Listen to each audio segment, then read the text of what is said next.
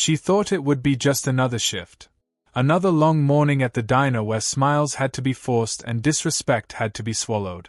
But nothing could have prepared her for the moment a billionaire, dressed in power, wrapped in entitlement, walked in and treated her like she was invisible. Or worse, beneath him. Customers froze. Conversations died. And in the middle of the room, he lifted his polished leather shoe and ordered her to clean it, like she was nothing more than part of the floor beneath him.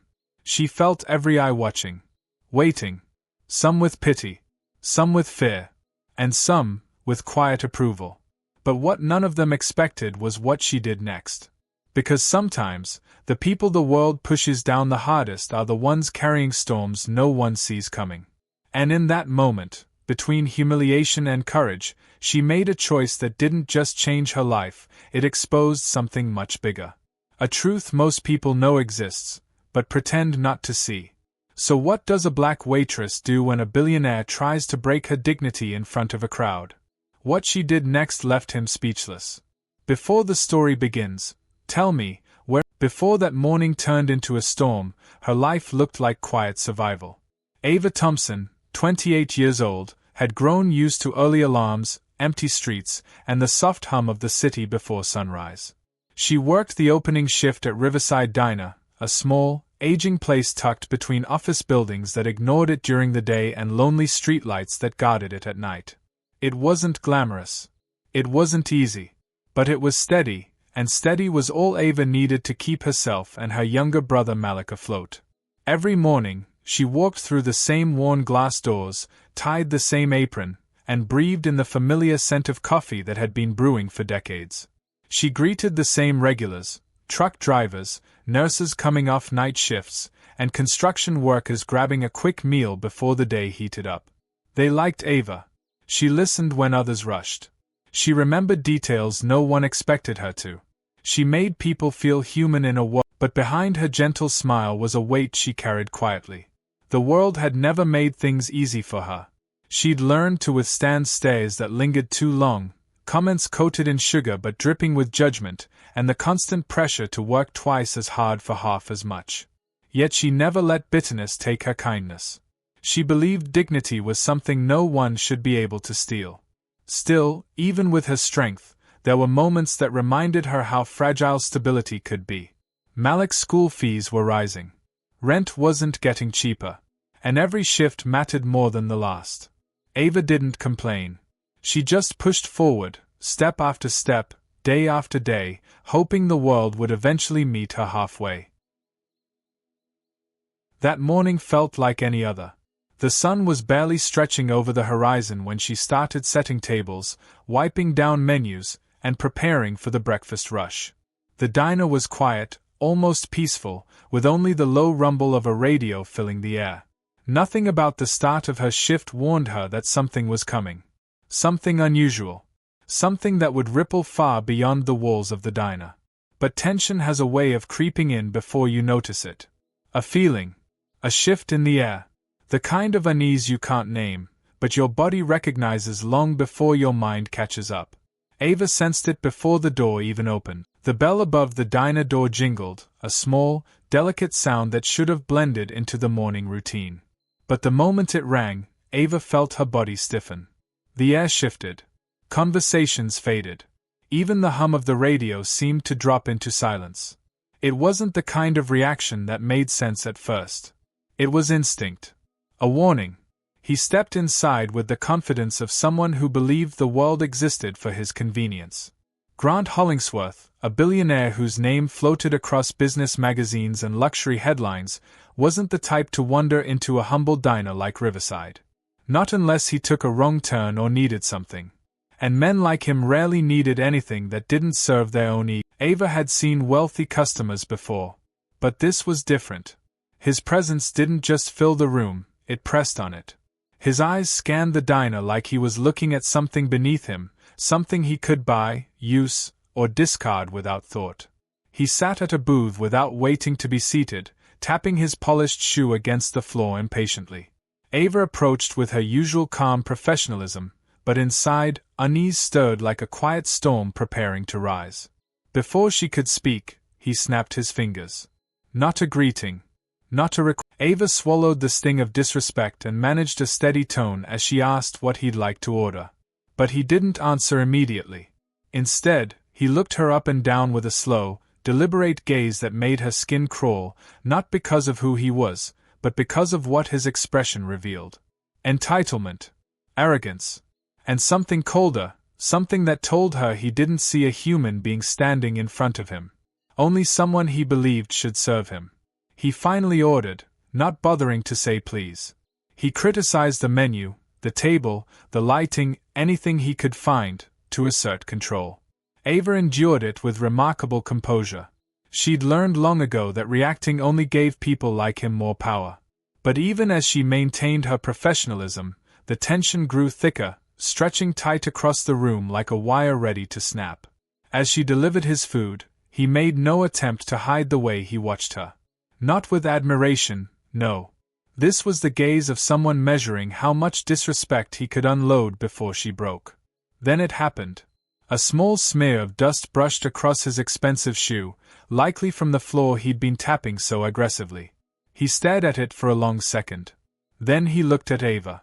The diner fell silent again, sensing the shift. The request struck the diners like a slap. One woman gasped softly. A truck driver near the counter clenched his jaw but said nothing.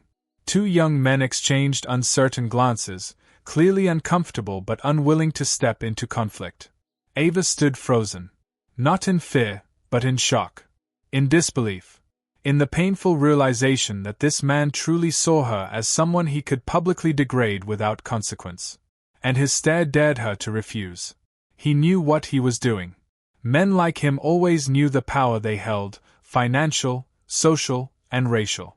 They knew the invisible calculations workers like her had to make, the risk of losing income, the risk of being labeled difficult, and the risk of retaliation if she pushed back. Ava's heart pounded in her chest, a mix of anger and humiliation swirling inside her like a storm threatening to burst. Her hands trembled at her sides, not because she feared him, but because she fought against the instinct to crumble under the weight of blatant disrespect. Every pair of eyes in the diner was on her. Waiting. Wondering. Some were hoping she'd comply to avoid trouble. Others silently urging her to stand her ground. But none of them moved. None of them spoke. Silence filled the room like complicity. Grant leaned back in his seat, crossing his arms. Ava didn't drop to the floor the way Grant expected. She didn't reach for his shoe or mutter an apology or try to defuse the moment. Instead, she stood perfectly still, so still that the entire diner seemed to hold its breath with her. Grant smirked, mistaking her silence for surrender. He leaned forward, lifting his foot even higher, making sure every person in the room saw the power he believed he had. His voice dripped with arrogance as he said, "I'm waiting." Something in Ava shifted. It was small at first, a steadying breath, a straightening of her shoulders, but it grew, rising from the years of disrespect she'd swallowed in silence. Rising from every moment she'd been underestimated. Rising from generations of pain carried quietly by people who'd had their dignity challenged again and again. A storm didn't always announce itself with thunder. Sometimes it began with stillness. She gently removed her apron. Folded it once. Then placed it on the table beside his untouched meal. Grant's smirk faded. Ava met his eyes, not with anger, not with fear, but with a calm strength that unsettled him more than shouting ever could. "I don't clean shoes," she said softly, her voice steady, unwavering. The diner fell into complete silence. A silence so heavy it felt like gravity had thickened.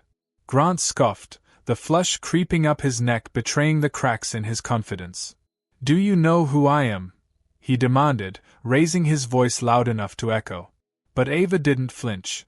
"I know exactly who you are," she said. "A man who walked in here thinking money gives him the right to strip someone of their dignity." His jaw tightened.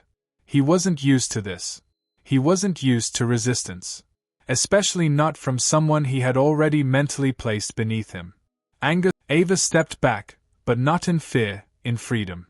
"You can try," she answered. "But you won't erase who I am." The words struck harder than any yell. They carried a truth he wasn't prepared to face. For the first time, Grant realized the room wasn't with him. The customers who'd stayed silent out of fear began shifting. A truck driver stood up slowly. A nurse put her fork down. A young couple approached the booth. Not one of them spoke, but their presence shifted the balance of power. Grant looked around, suddenly aware of the eyes on him, eyes not admiring his wealth but judging his character. Ava turned to walk away, but he slammed his hand on the table. "You're not going anywhere." She froze, but not because of him. Because she noticed something he didn't. A phone. Then another. And another. Customers recording. His threat wasn't happening in the shadows anymore. It was happening in the open, captured from every angle. Grant followed her gaze, and when he saw the cameras, his face drained of color. Power didn't protect him here. Money didn't erase evidence. His authority, so solid moments ago, was crumbling. Ava took one last look at him, not with hatred but with the quiet disappointment of someone who had hoped for better from the world. Then she said the words that ended everything he thought he controlled: "This moment is no longer yours." She walked out of the diner, leaving shock, silence, and a shaking billionaire behind her. And what happened in the next 24 hours would change everything. When Ava stepped out of the diner, the morning air felt different, sharper, colder, yet strangely freeing. She didn't know what would happen next. She didn't know if she still had a job, if the owner would blame her for the scene, or if the billionaire's threats would become reality. All she knew was that she'd chosen dignity over fear, and whatever came after would have to meet her on those terms. But sometimes, courage has a ripple effect that moves faster than fear ever could. By noon, the diner's parking lot was filled, not with Grant's lawyers or corporate threats, but with strangers. People who had seen the videos recorded by customers. People who recognized the diner in the background. People who refused to let the story disappear quietly. Within hours, hashtags began circulating. Ava's name, once known only to regulars, was now on screens across the city. Not because she wanted attention, but because something in her refusal reminded people of years of swallowed humor. Grant tried to do damage control. He released statements, excuses, and rehearsed apologies drafted by publicists.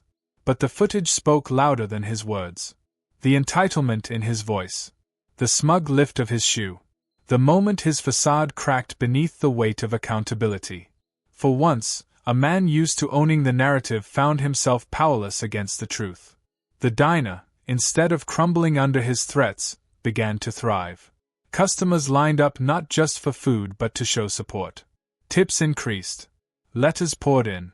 A community that had once stayed silent found its voice again, because one woman had found the courage